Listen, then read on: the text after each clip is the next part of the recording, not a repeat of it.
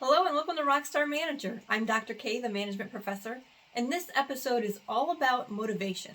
Specifically, it's about SDT, the self-determination theory. Life can be tough, careers can be long, and I think it helps to understand what motivates us. Before we get started, please subscribe to my channel by hitting the subscribe button down below and also hit the notifications button so you'll see each time I post a new video.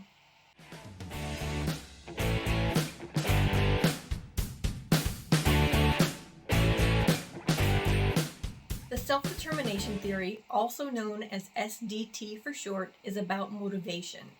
Imagine a long continuum where one side is designated as intrinsic and the other side is designated as extrinsic. Similar to locus of control, there's a motivational spectrum, and this SDT spectrum ranges from intrinsic to extrinsic, rather than internal to external like locus of control. I have other videos on this channel that specifically dive into locus of control. If you need a quick refresher, I'll link them in the description below.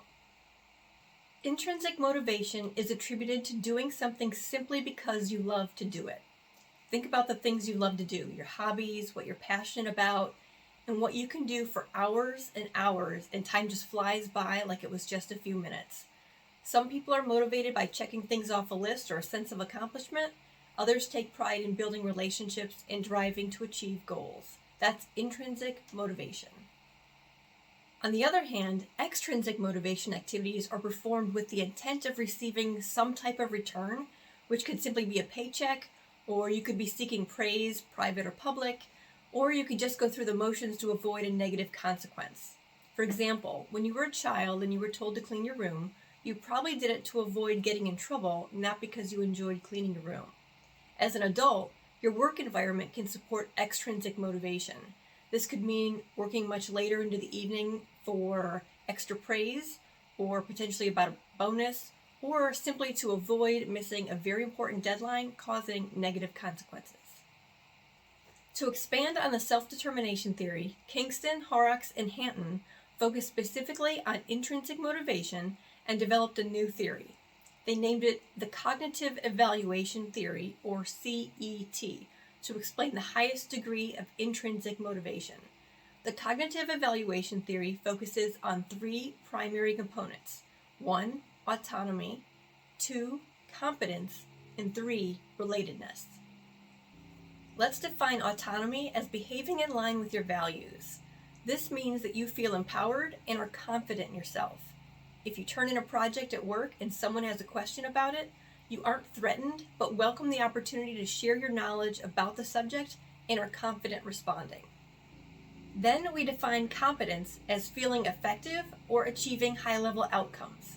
Let's imagine you start varsity on your high school's volleyball team, and you have younger siblings who also play volleyball. Your younger siblings have friends over and are missing one person to play, so they ask you. You have a few minutes and you're happy to play for a little while. You know you're a good player and aren't at all concerned about how you'll perform in front of your younger siblings' friends.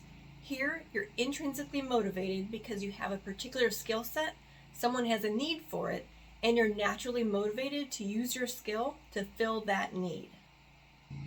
Lastly, let's define relatedness as the feeling of connection with others.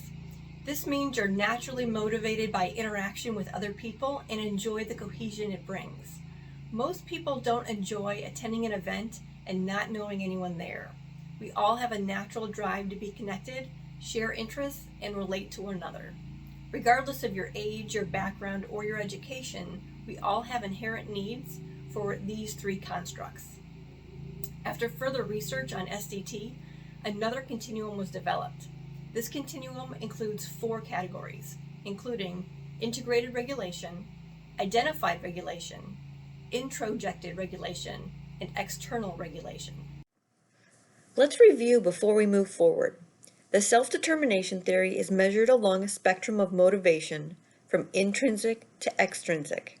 The cognitive evaluation theory evolved after further research along the intrinsic side of the scale and explained the highest degree of intrinsic motivation.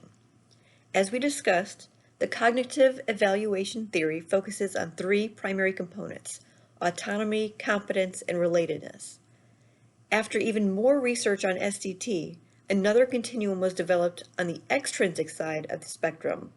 This continuum includes 4 categories, including integrated regulation, identified regulation, introjected regulation, and external regulation.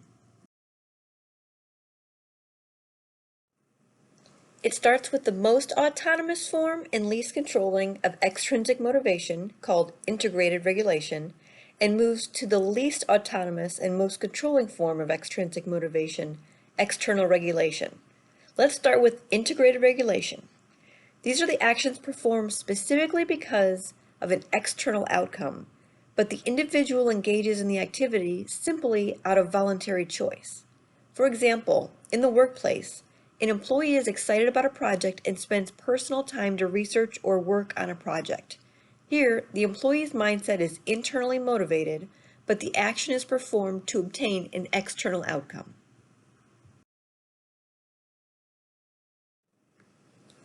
Next on the continuum is identified regulation. It's still autonomous, but considered a form of regulation.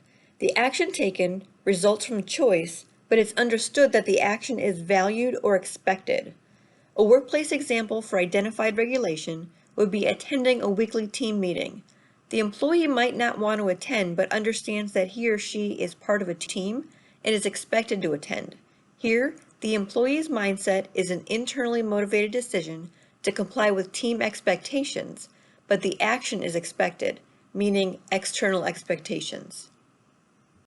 Third on the spectrum is introjected regulation, which is an action performed out of avoidance or thinking you'll gain a sense of pride as a result of taking this action.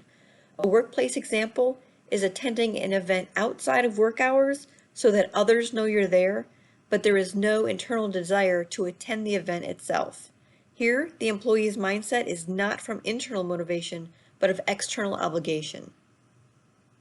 Last on the spectrum is external regulation. This is the least autonomous and most controlled form of extrinsic motivation, demonstrating a drive for external rewards like material things. A simple workplace example is emailing personal accomplishments to your boss with the intention of receiving some type of praise. Here, the employee's mindset is motivated and driven by external praise. In my book, Mindset, I talk about how the self-determination theory reveals that we can be both intrinsically and extrinsically motivated.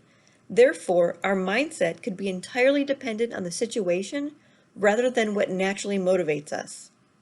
Hopefully you have a better understanding of SDT, the self-determination theory. If you're interested in learning more about related motivational or managerial topics, you can also read my other books, Rockstar Manager from Theory to Practice, or Be Your Best You, the ultimate research-based guide to outstanding leadership. Thanks for your time, be your best you, and be a rockstar manager.